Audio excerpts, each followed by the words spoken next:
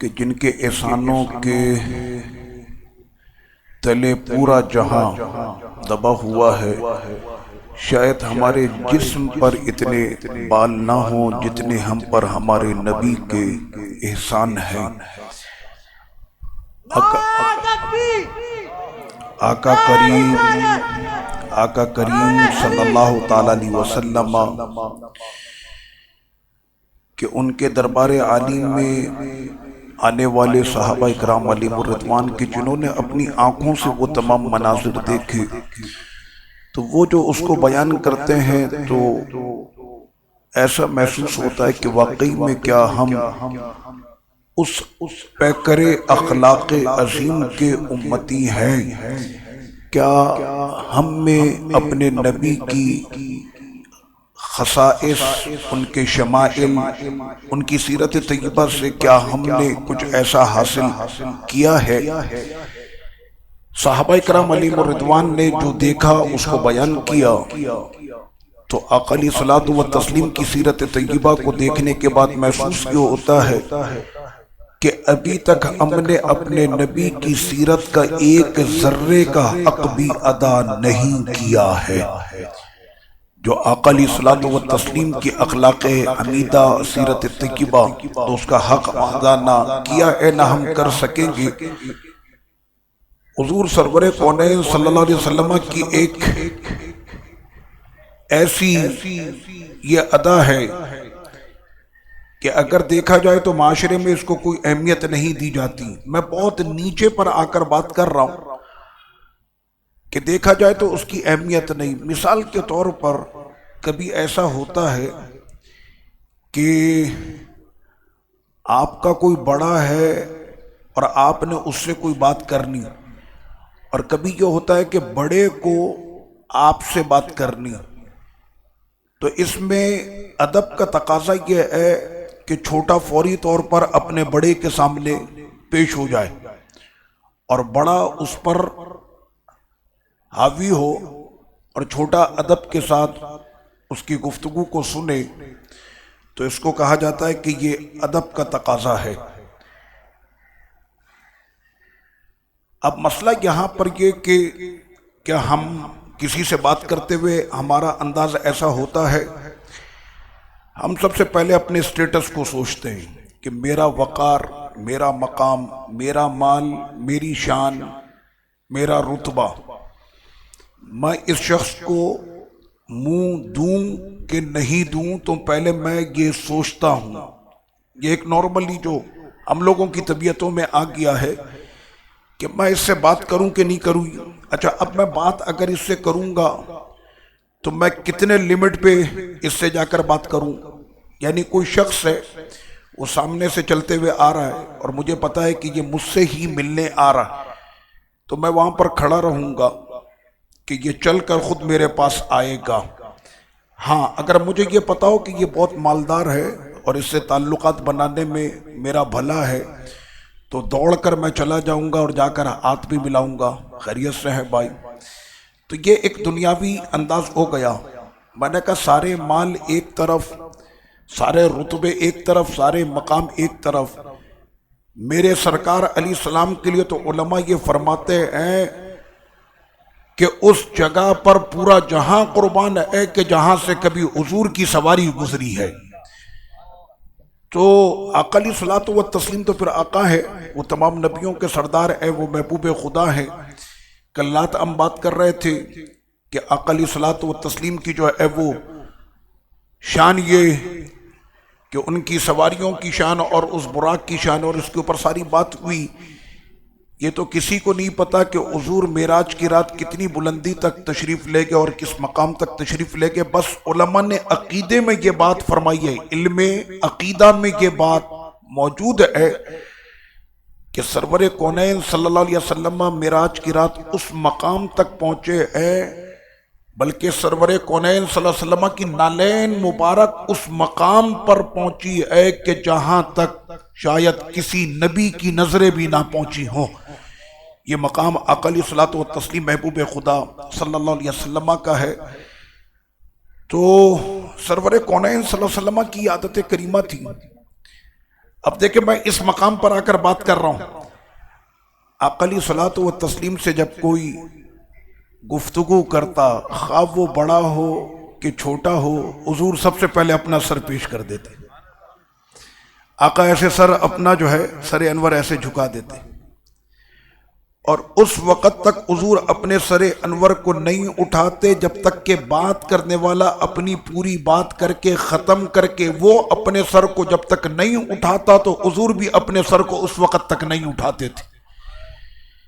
یہ معیار ہے آقا علیہ الصلوۃ والتسلیم کے اخلاق کریمہ کا۔ تو صحابہ کرام علیہم الرضوان کہتے ہیں کہ ایک تو ہم نے یہ دیکھا کہ حضور اس انداز میں گفتگو کیا کرتے اور اس حوالے اور اس مرتبے تک اس کی گفتگو کو سنا کرتے، تبھی تو آقا علیہ الصلوۃ والتسلیم کی تربیت میں رہنے والے وہ لوگ، وہ اخلاق کے پیکر اعظم، میں بات کروں سیدی فاروق اعظم رضی اللہ تعالی عنہ کی، کہ آپ واپس تشریف لائے اور فلسطین فتح کر کے آئے، ساتھ میں غالباً آپ کے جو ہے وہ سیدنا مولا کائنات رضی اللہ تعالی عنہ بھی ہے اور ابو عبیدہ بن جراح بھی ہیں، یہ بھی تھے ساتھ میں۔ تو وہ مدینہ شریف میں جب داخل ہوئے تو کافی دن ہو گئے تھے، مدینے سے دور ہوئے، جہاد کے لیے گئے ہوئے تھے، میدان جہاد میں فلسطین فتح ہوا، یروشلم اور غزہ وہ ساری زمین فتح کر کے آپ واپس تشریف لائے ہیں۔ فرمایا کہ علی، ابو عبیدہ آپ جائیے اپنے گھر پہ، عمر چونکہ امیر المؤمنین ہے تو اپنی رعایا کی وہ خبر گیری کرے گا۔ تو سب سے پہلے ایک عورت جو سامنے ہی ان کے بوڑھی عورت موجود تھی، اور مدینہ شریف میں یہ خاتون مشہور تھیں کہ یہ جب بولنے پر آتی ہیں تو پھر بولتی ہی چلی جاتی ہے۔ لوگ ڈرتے تھے کہ کہیں ان کا ہمارا سامنا نہ ہو جائے ورنہ سننے کو بہت ملے گی۔ سیدی فاروق اعظم نے سب سے پہلے آغاز انہی سے کیا۔ آپ نے بھیس بدلا ہوا تھا، نہیں بتا کسی کو سامنے امیر المؤمنین ہے، 22 لاکھ مربع میل پر حکومت کرنے والا عمر بن خطاب ہے، کہ جس کی زبان میں اللہ نے وہ تاثیر رکھی ہے کہ دریائے نیل کو آرڈر کرے تو دریائے نیل بھی ان کا آرڈر سنے، اور زلزلے کی التی ہوئی زمین پر کوڑا مار کر کہے کہ عمر کی اجازت نہیں تو وہ زلزلہ بھی ختم ہو جائے۔ اب وہ ایسی حکومت کرنے والا کہ فرش پر بھی حکومت ہے اور ہواؤں پر بھی اور فضاؤں پر بھی جس کی حکومت تھی، وہ عمر بن خطاب، کہ جن کے لیے آقا علیہ الصلوۃ والتسلیم نے فرمایا کہ ہر امت میں ایک ملہم ہوتا ہے کہ جس پر اللہ کے پیغام اترتے ہیں، میری امت کا ملہم عمر بن خطاب ہے۔ جب تم دیکھو کہ یہ بات کر رہا ہے تو یہ سمجھ لیا کرو کہ اس کی زبان سے خدا بولتا ہے۔ تو سیدی فاروق اعظم رضی اللہ عنہ نے سب سے پہلے اسی عورت سے آغاز کیا اور کہا کہ اماں کیا حال ہے، آپ ٹھیک ہیں؟ کہنے کون سا ٹھیک ہونا اور کون سی خیریت، یہاں کھانے کو نہیں ہے، یہاں پر مشکلات اتنی ہو گئی، یہاں پر مصیبت یہ ہو گئی، اور وہ جو شروع ہوئی تو پھر وہ بولتی بولتی چلی جا رہی۔ اور سیدی فاروق اعظم رضی اللہ عنہ، جی اماں، جی اماں، جی آپ نے صحیح کہا، جی عمر بن خطاب کی طرف سے، امیر المؤمنین کی طرف سے آپ کے لیے کچھ پیش نہیں کیا گیا؟ کہنا عمر کو تو میں محشر میں پکڑوں گی، انہوں نے تو مجھے کچھ بھی نہیں دیا، یہ تو بہت بڑا میرے ساتھ مسئلہ ہو گیا۔ تو سیدی فاروق اعظم نے فوراً، وہ تو ایسے وقت میں کہ وہ عمرہ تھے کہ جو اپنے منبر پر خطاب کرتے ہوئے فرماتے تھے کہ عمر اگر مدینہ منورہ میں ہو اور دریائے دجلہ جو بغداد میں دجلہ کے کنارے اگر کوئی کتا بھی بھوک سے مر گیا تو عمر تیار رہنا، تم کو جواب دینا پڑے گا۔ تو جو دجلہ کے کنارے کتے کے لیے بھی سوچ رہا ہو تو پھر انسانوں کے لیے اور مدینہ شریف کی عوام کے لیے اس کی سوچ کا عالم کیا ہوگا۔ تو سیدی فاروق اعظم سنتے رہے ساری گفتگو، تو اچانک مولا کائنات رضی اللہ عنہ نے پلٹ کر دیکھا تو فاروق اعظم اتنا جھکے ہوئے تھے کہ جتنا ہم رکوع کے اندر جھکے ہوتے اس سے زیادہ جھک کر اس عورت کی گفتگو کو سن رہے تھے۔ تو سیدنا مولا کائنات رضی اللہ عنہ نے کہا کہ یا امیر المؤمنین، اب جیسے ہی کہا نا یا امیر المؤمنین تو عورت چوکنا ہوئی کہ میرے سامنے امیر المؤمنین ہے اور فاروق اعظم رضی اللہ عنہ کے پھر جلال کا عالم تو یہ تھا کہ گھور کے آپ سورج کو اگر دیکھے تو عمر کی آنکھوں کے شرارے سورج کی کرنوں کو مان کر دیتے تھے. تو سیدی فاروق اعظم رضی اللہ عنہ کا جیسی سننے میں آیا کہ امیر المؤمنین سامنے ہے تو وہ عورت گھبرانے لگی. فرمایا اماں گھبرانے نہیں، آپ ڈرے نہیں، آپ بالکل نہیں گھبرائیں، آپ نے جو کہا بالکل اکا. اب اس کو پتا چلا کہ میں نے تو نہ جانے کیا کچھ بول دیا ہے، اب میرے ساتھ کیا ہوگا. ایک مرتبے کا یہ مسئلہ ہے کہ سیدی فاروق اعظم نے کسی عورت کو کسی مسئلے کی وجہ سے پیغام بھیجا کہ عمر کی عدالت میں وہ حاضر ہوں. آنے والے نے صرف اطلاع دی ہے کہ عمر کی عدالت میں آپ کی پیشی ہے، آپ کو حاضر ہونا ہے. وہ عورت حمل سے تھی تو فاروق اعظم کے نام کی دہشت اتنی تھی کہ اس کا حمل ساقط ہو گیا. ایسے نظام 22 لاکھ مربع میل پر ایسے نہیں چلتا کہ وہ مسکراتے ہوئے آئے آج ہم نے یہ کر دیا، آج ہم نے ٹیم ورک کر دیا، آج ہم نے چھکا مار دیا. میں نے اس سے ریاستیں نہیں چلتی. ریاستیں چلانے کے لیے ایسا قائد ہوتا جو پھر ریاست کو چلاتا ہے وہ. تو یہ تھا سیدی فاروق اعظم رضی اللہ عنہ کا روب تبدبہ جلال اس انداز میں. تو سیدی فاروق اعظم رضی اللہ عنہ کہ جب وہ پتا چلا کہ اتنی عظیم شخصیت میرے سامنے، تو وہ مارے خوف کے معاف کر دیں. آپ نے فرمایا نہیں، اس لیے کہ اس نے ایک بات یہ کی تھی کہ جب فاروق اعظم رضی اللہ عنہ نے فرمایا کہ عمر کی ریاست اب اتنی بڑی ہو چکی ہے کہ وہ ایک ایک اپنے رعایا کی خبر گیری نہیں کر سکتا، تو اس پر اس عورت نے یہ کہا تھا کہ عمر کو پھر کہو کہ اپنی ریاست کو صرف اتنا رکھے جتنے پر وہ پہرا دے سکتا ہے. تو سیدی فاروق اعظم رضی اللہ عنہ فرماتے ہیں کہ اس کے ان لفظوں نے میرے قدموں کو میرے پاؤں تلے زمین ہی ہلا دی اس کے لفظوں نے. تو اب وہ کہنے لگی کہ مجھے معاف کر دیں، مجھے نہیں پتا تھا کہ سامنے میرے امیر المؤمنین ہے. تو سیدنا مولا کائنات رضی اللہ عنہ نے فرمایا یا امیر المؤمنین، اس کی عادت ہے جو بھی آتا ہے سب کو سناتی ہے، آپ تشریف لائیں چلیں، کام اور بھی بہت ہیں. اس ٹائم پر سیدنا عمر بن خطاب رضی اللہ عنہ کا وہ تاریخی جملہ سنے جو آپ نے فرمایا علی میں اس عورت کی کیوں نہ سنوں، یہ تو گھر میں اللہ سے جب اپنے شوہر کی شکایت کر رہی تھی تو اللہ اس کی فریاد کو سن رہا تھا، اور قرآن کی آیت اتر رہی تھی قد سمع اللہ قول التی تجادلک فی زوجها وتشتکی الی اللہ، کہ اللہ نے سنی اس کی فریاد کو جو شکایت کر رہی تھی اپنے شوہر کی رب سے، اور اس عورت کا نام ہے خولہ. تو فرمایا کہ علی جب خدا اس کی سنتا ہے تو عمر نے سن لی تو کون سی حیرت کی بات ہے. یہ تھے وہ لوگ کہ جن کی تربیت آقا علیہ الصلوۃ والتسلیم نے کی تھی. ہم لوگ جب آتے جاتے ہیں، آ رہے ہیں جا رہے ہیں، گھر سے نکل رہے ہیں، مسجد میں آ رہے ہیں، اسکول میں جا رہے ہیں، مدرسے میں آ رہے ہیں، تو آپس میں ہمارے دوستوں سے ملاقات ہوتی ہے کہ نہیں؟ وہاں پر مصافحہ کرنا بھی پڑتا ہے. اب ہمارے یہاں مصافحہ کرنے کا طریقہ کیا ہوتا ہے؟ اس کے اندر بھی وہی آ گیا اسٹیٹس، مقام. سامنے والا اونچے لیول کا بندہ ہے، سر آپ کیسے ہیں، خیریت سے ہیں سر، ایک انداز ہوتا ہے اس سے ملنے کا کہ یہ بڑا آدمی ہے، اس سے پیسے والا ہے. اسی جگہ فقیر آ جائے تو اسے کہے ہاتھ بھی نہیں ملا، پتہ نہیں اس کے ہاتھ میں جراثیم تو نہیں ہے، اسے ہاتھ بھی نہ ملائے وہ. تو یہ بھی ایک انداز ہوتا ہے. آقا کریم صلی اللہ تعالیٰ علیہ وسلم سے ہمیں یہ سیکھنا چاہیے کہ حضور کیسے مصافحہ کرتے تھے. یہ شاید ہم نے سنا نہیں سنا کہ ہمیں پتہ تو ہونا چاہیے کہ آقا علیہ الصلوۃ والتسلیم مصافحہ کیسے کیا کرتے تھے. اور جس وقت میں مومن آپس میں مصافحہ کر رہے ہوتے ہیں تو جتنی دیر ان کے ہاتھ آپس میں ملے ہوتے ہیں، خدا کو یہ منظر اتنا پیارا لگتا ہے کہ اللہ دونوں ہاتھ ملانے والوں کے گناہوں کو جھاڑتا رہتا ہے. آقا علیہ الصلوۃ والتسلیم نے فرمایا کہ اپنے مومن بھائی کو مال نہیں دے سکے کوئی مسئلہ نہیں، اپنے مومن بھائی کو کھانا نہیں دے سکے کوئی مسئلہ نہیں، اپنے مومن بھائی کو کپڑا نہیں دے سکے کوئی مسئلہ نہیں، اگر کچھ نہ دے سکو تو ایک مسکراہٹ ہی دے دو، تمہارا مسکرا دینا ہی صدقہ ہے. یہ ساری اسلام کی تعلیمات ہیں. آقا علیہ الصلوۃ والتسلیم کے چہرے پر ہمیشہ مسکراہٹ ہوتی تھی. میں نے کل کے درس میں یہ بات کی کہ حضور سے بڑھ کر کائنات میں آزمائش کسی پر نہیں آئی جو آزمائش سرور کونین پر آئی. جن کے نواسے نے کربلا کے میدان میں اتنی بڑی آزمائش کو سہ کر مسکراتے ہوئے گزر گئے، تو جس کے نواسے کا یہ عالم ہو تو نانا کا عالم کیا ہوگا. جس آنگن میں حسین نے تربیت پائی ہے، تو وہ ماں فاطمۃ الزہرا خاتون جنت کیا تربیت کی تھی اپنے آنگن میں کربلا کے فاتح حسین کی، تو پھر میں یہ کہوں گا کہ کیا تربیت کی تھی سرور کونین نے حسین کی ماں کی، سیدہ زہرا رضی اللہ عنہا کی کیا تربیت سرکار علیہ الصلوۃ والسلام نے کی تھی۔ تو آقا علیہ الصلوۃ والتسلیم کا صبر، لیکن ہمیشہ چہرے پر مسکراہٹ، ہمیشہ حضور مسکراتے رہتے تھے۔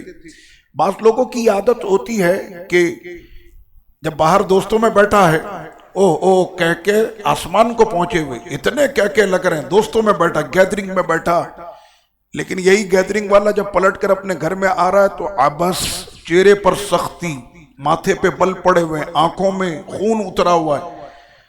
اب اپنے گھر میں آئے ہو، یہ سامنے تمہاری زوجہ ہے، یہ تمہاری حبیبہ ہے، یہی تمہاری محبوبہ ہے، یہ تمہارے بچوں کی ماں ہے، یہ سامنے تمہارا خون ہے، یہ تمہاری اولاد ہے، یہ سامنے باپ ہے، یہ سامنے ماں ہے۔ ابھی تو تم اپنے دوستوں میں بڑا مسکرا رہے تھے، چہرے پر اتنی مسکراہٹ تھی، اور ابھی کیا ہو گیا؟ تو سرور کونین صلی اللہ تعالیٰ علیہ وسلم کہ حضرت صدیقہ رضی اللہ عنہا کہ جنہوں نے خلوت اور جلوت کو اجاگر کیا کہ حضور گھر میں رہتے کیسے تھے، تو سیدہ صدیقہ رضی اللہ عنہا فرماتی ہے کہ آقا گھر میں بھی ہمیشہ مسکراتے تھے۔ اچھا صرف مسکراتے تھے؟ فرمایا کہ آقا کی طبیعت میں ایک صفت تھی، وہ کیا تھی؟ حضور مزاح فرمایا کرتے تھے۔ مزاح سمجھتے ہیں آپ؟ صحابی آ کر کہے کہ مجھے اونٹ چاہیے، فرمایا سے اونٹنی کا بچہ دے دو، کہنا حضور میں نے اونٹ مانگا ہے، فرمایا کوئی ایسا اونٹنی کا بچہ ہے جو کسی اونٹ کا بچہ نہ ہو؟ میں نے اونٹ مانگا ہے، فرمایا اسے اونٹنی کا بچہ دے دو، کوئی ایسا اونٹ بھی دیکھا ہے کہ جو کسی اونٹنی کا بچہ نہ ہو؟ جتنے بھی اونٹ ہیں سارے اونٹنی کے بچے ہیں۔ آقا آپ ہم سے مزاح فرماتے ہیں، یا ذل اذنین، حضرت انس کو فرمایا اے دو کان والے۔ اب سب ادھر ادھر دیکھ رہے ہیں، دو کان والا کون ہے؟ سب کے ہی دو کان ہیں۔ فرمایا انس تم کو کہہ رہا ہوں، تمہارے دو کان نہیں ہیں؟ یعنی آقا ایسے طبیعت میں، جو حضور کی طبیعت میں یہ ایک مزہ، اسی صفت کا ذکر رب کریم نے قرآن میں فرمایا کہ وَلَوْ كُنْتَ فَظًّا غَلِيظَ الْقَلْبِ فَبِمَا رَحْمَةٍ مِّنَ اللَّهِ لِنْتَ لَهُمْ۔ حبیب آپ کے دل کو ہم نے اتنا نرم کر دیا کہ مشرق جائیں تو سارا مشرقی آپ کی نرمی کے ساتھ آپ کے گرد ایسے آ کر بیٹھ جاتے ہیں جیسے شمع کے گرد پروانے بیٹھتے ہیں۔ یہ حضور کے دل کی نرمی تھی۔ پھر قرآن نے کہا کہ آپ کا دل اگر سخت ہوتا، وَلَوْ كُنْتَ فَظًّا غَلِيظَ الْقَلْبِ، اگر آپ کا دل سخت اور شدت والا ہوتا تو آج شمع رسالت کے پروانوں کا اتنا بڑا جو ہے یہ ہجوم جو آج آپ کے گرد جمع ہے، اور نہ صرف یہ جمع ہے، ارے یہ تو آپ کے نام پہ سر کاٹنا بھی جانتے ہیں، سر کٹانا بھی جانتے ہیں۔ ایسا عشق ان کے سینوں کے اندر، آگ جو آپ کے عشق کی لگی ہے۔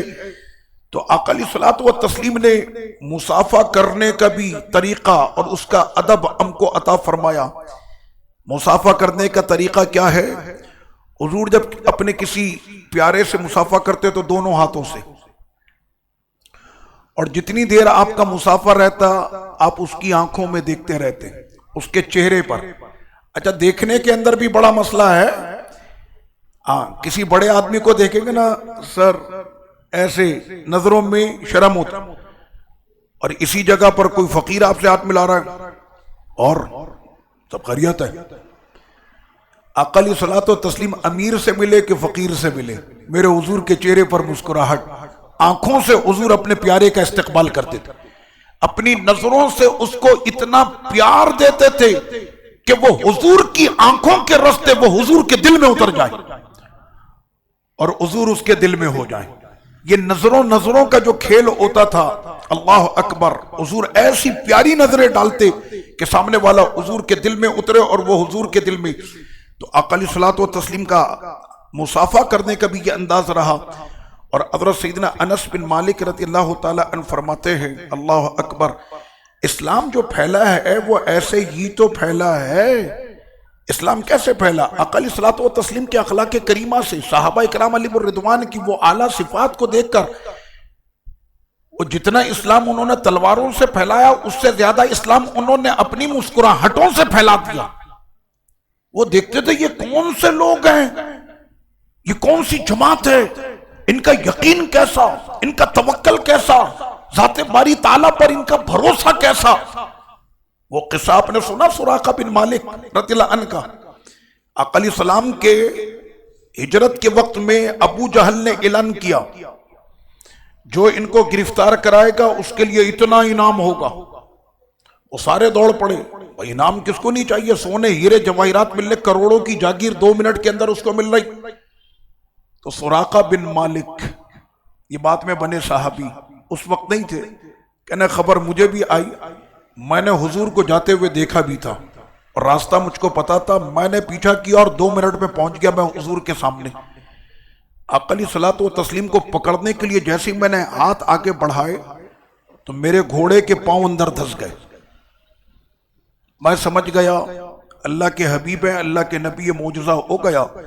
میں نے ان سے فوری طور پر معافی مانگی, حضور مجھے معاف کر دیں.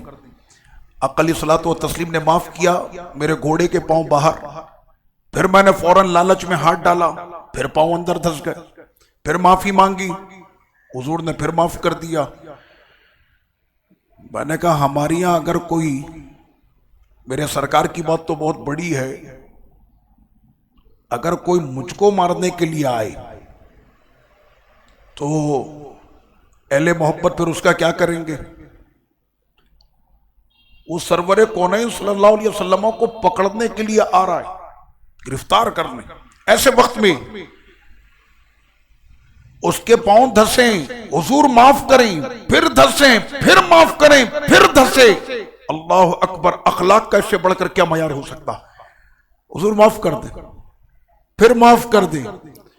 تیسری مرتبہ جب اس کے گھوڑے کے پاؤں دھسے اور اس نے ہاتھ جو آگے بڑھایا تو آقا علیہ السلام نے فرمایا اے سراقہ, جن ہاتھوں سے تو مجھ کو یہاں پر گرفتار کرنے کے لیے آیا ہے ان ہاتھوں میں تو میں کسرا کے کنگن دیکھ رہا ہوں. کون کسرا؟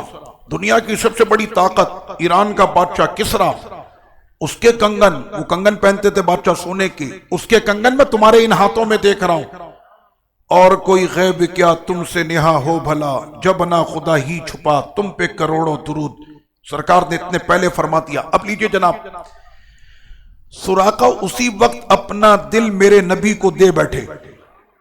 اب ہو گئے حضور کے, واپس پلٹ کر گئے. ابو جہل نے پوچھا کہ تم تو بڑے یقین کے ساتھ کہہ کر گئے تھے کہ میں تو ہر حال میں ان کو پکڑ کے لاؤں گا. سراقہ نے بات ادھر سے ادھر کی اور اس کے بعد کہا کہ میں انہیں گرفتار کر رہا ہوں, میں تو خود ان کے عشق میں گرفتار ہو چکا ہوں, اب میں کیا ان کو گرفتار کراؤں گا. اب یہاں پر سراقہ جب آقا علیہ السلام فتح مکہ ہوا اور واپس تشریف لائے تو یہ ان لوگوں میں پہلے سے موجود تھے مکے میں کہ جنہوں نے حضور کا کلمہ پوشیدہ طریقے سے پڑھ لیا تھا. اس کے بعد پھر اعلانیہ ہو گیا. سراقہ کئی مارکوں میں گئے, جنگیں انہوں نے لڑی ہیں, لیکن ایک غزوے کے اندر قلعے سے بڑے تابڑ توڑ حملے مسلمانوں پر ہو رہے تھے اور ان کے بڑے تازہ دم دستے اندر سے مسلمانوں پر وہ گولے پھینک رہے تھے. تو ایسے وقت میں جانتے ہیں سراقہ نے کیا کہا. کہنے لگے اپنے ساتھی کو کہ یہ قلعہ کو فتح کرنا بہت ضروری ہے, اس کے بغیر گزارا نہیں ہوگا. مجھے منجنیق کے اندر ایسے بیٹھاؤ اور جیسے گولا پھینکتے ہیں ایسے مجھ کو اٹھا کر پھینکو, میں اڑتے ہوئے جا کر قلعے میں گروں گا اور اندر سے جا کے دروازہ کھولوں گا اور ہمارا جو دستہ ہے وہ پھر اندر داخل ہو جائے گا. اس طرح سے ہم قلعے کو فتح کر سکتے ہیں, ورنہ ہمارے پاس کوئی اور دوسرا طریقہ نہیں ہے.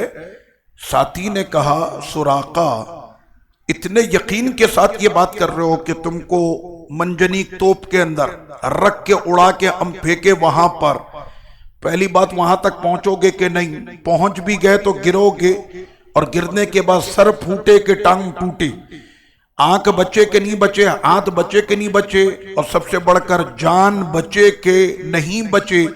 تو کیسے کہتے ہو کہ میں جا کر وہاں پر دروازہ کھول دوں گا؟ اب سراقہ کا جواب سنیں.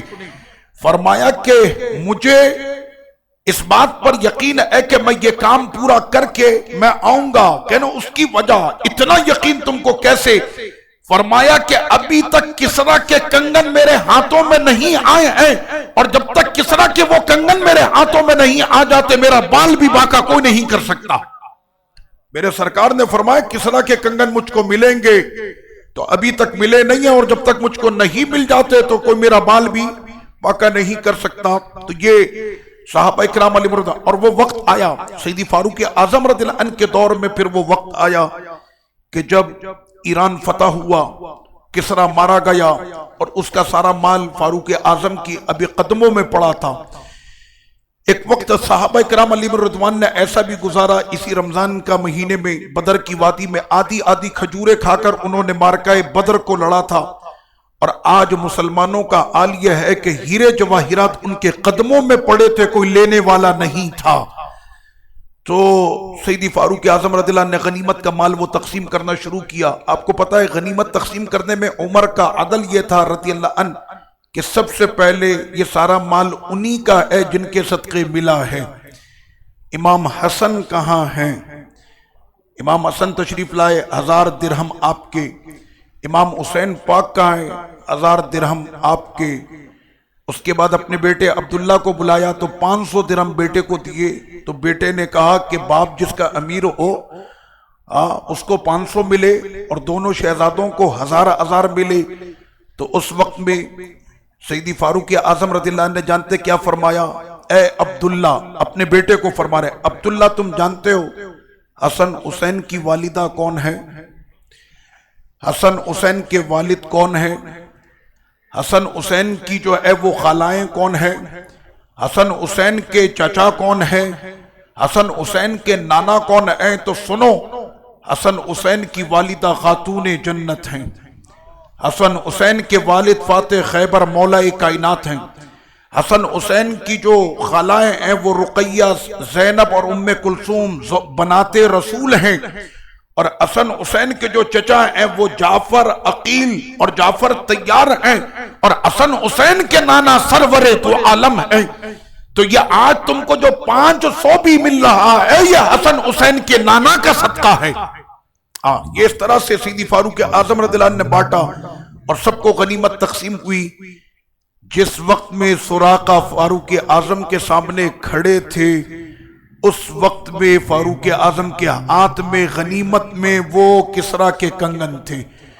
جیسے ہی سراقہ کی نظر اس کنگن پر پڑی تو پھوٹ پھوٹ کر رونے لگے، اور اس وقت میں اپنا وہ پورا واقعہ انہوں نے سنایا جو آج تک کسی کو نہیں پتا تھا کہ رازداری کے اندر ان کی حضور سے کیا بات ہوئی تھی۔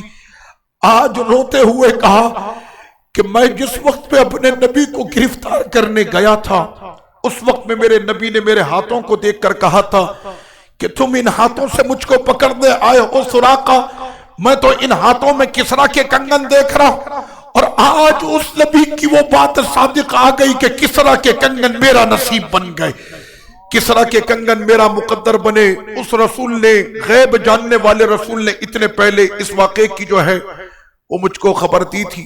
تو سرور کونین صلی اللہ علیہ وسلم، ان کے اخلاق امیدہ، رب کریم ہمیں وہ اخلاق عطا فرمائے۔ یہ جو ہم لوگوں نے رکھا ہوا ہے کہ میں اس سے اتنے لیول پر ملوں گا، اس سے میں اس انداز میں ملوں گا، یہ دنیا 4 دن کی ہے، پھر وہ قبر ہے اور اس میں جا کر منہ دکھانا ہے۔ یہ ساری چیزیں یہیں پر ختم ہو جائیں گی۔ کامیاب تو وہی ہوگا جو نبی کے قدموں کے نشان پر چلتے ہوئے چلے گا، وہی کامیاب ہوگا۔ رب نے یہی فرمایا۔ حضرت انس رضی اللہ عنہ کہتے ہیں آقا علیہ السلام کے ہمیشہ خادم رہے، لیکن فرماتے ہیں کہ خادم تو میرا نام ہے لیکن حقیقت میں خدمت تو حضور کرتے تھے۔ ہمیں آج تک پتہ ہی نہیں چلا کہ ہم کن کے خادم ہیں، یعنی سرکار اتنا ہم پر کرم فرماتے تھے۔ فرماتے ہیں پوری زندگی میں نے حضور کے قدموں میں گزاری ہے، آقا نے آج تک مجھ سے یوں نہیں کہا کہ انس تم نے ایسا کیوں کیا، کس لیے کیا۔ کبھی اونچی آواز میں بات نہیں کی، کبھی حضور نے مجھ کو دیکھ کر اپنے غصے کا اظہار نہ کیا۔ کہنا ساری زندگی تو ہمیں یہ لگتا تھا کہ خدمت کا شرف ہمیں ملا ہے، لیکن ہمیشہ خدمت تو حضوری نے ہماری کی ہے۔ تو یہ سرور کونین صلی اللہ علیہ وسلم کی آیات طیبہ ہے۔ اللہ پاک ہمیں آقا دو عالم نور مجسم صلی اللہ علیہ وسلم کے ان عظیم عملوں پر عمل کی توفیق عطا فرمائے۔ صلاۃ و سلام۔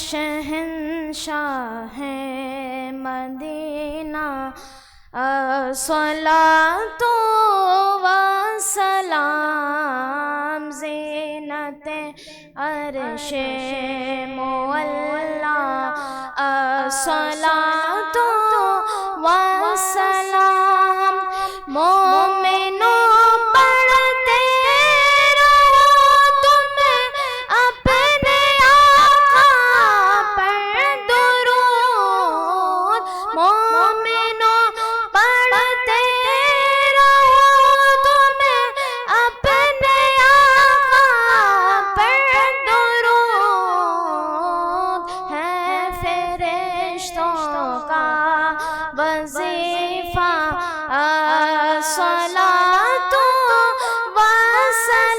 والسلام ہے فرشتوں کا وظیفہ الصلاۃ والسلام جب فرشتے قبر میں جلوہ دکھائے آپ کا جب فرشتے قبر میں جلوہ دکھائے آپ کا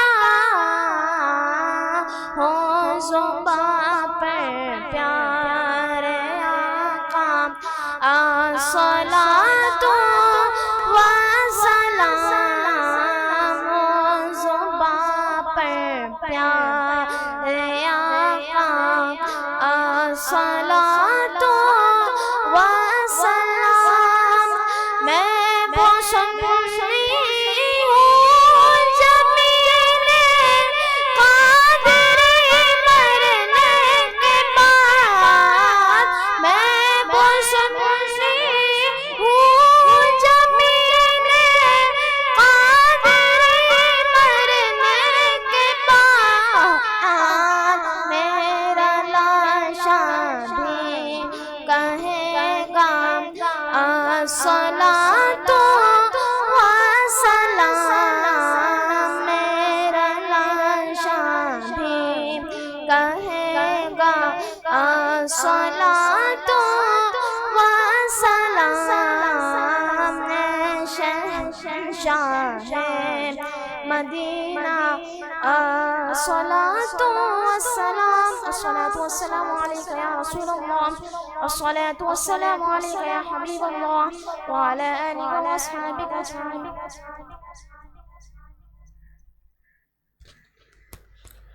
اللهم صل على سيدنا ونبينا ومولانا محمد وبارك وسلم وصل عليه رب کریم ہم سب کو آقا کریم صلی اللہ علیہ وسلم کے دربار عالی سے اخلاق عظیم سے ہم سب کو اخلاق کی دولت عطا فرما ہمارے دلوں کو نرمی عطا کر دے ہمارے دلوں سے سختی کو نکال دے تکبر کو نکال دے ریاکاری کو نکال دے حسد کو نکال دے بغض کو نکال دے اس کی جگہ ہمارے دلوں میں محبت ڈال دے بڑوں کا ادب ڈال دے گھر والوں کا احترام ڈال دے گھر والوں کی محبت ڈال دے اولاد پر شفقت کی نعمت عطا کر دے گھر والیوں پر ہمیشہ شفقت کرنے کی توفیق عطا فرما آقا کریم صلی اللہ علیہ وسلم کے اس حسین اخلاق سے اے میرے مالک ہمارے دلوں کو منور کر دے حضور کی سیرت طیبہ سے ہمارے گھروں کو روشن کر دے قیامت تک ہماری نسلوں کو حضور کا فرما بردار بنا دے ہماری دعاؤں کو اپنی بارگاہ میں اس مبارک گھڑی میں کہ جب تیرے کرم کی بارشیں ہو رہی ہے اے میرے مالک اپنے حبیب کی وہ عظیم عادتیں ہماری جھولیوں میں عطا کر دے اور اس پر ہمیں عمل کی توفیق دے دے